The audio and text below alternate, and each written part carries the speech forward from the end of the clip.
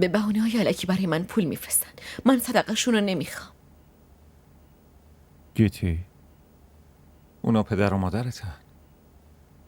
به محبتشون نباید شک کنی. دوست داشتن با پول نمیشه بهادر. توی دوست داشتن باید فداکاری هم بکنی. و تو چرا به نیلم گفتی که ما مراسم عقدش میریم؟ من که اونجا نمیرم. چرا؟ تو چرا اونجا نمیری؟ چون کاری که اونا با هم کردن نمیتونم فراموش کنم.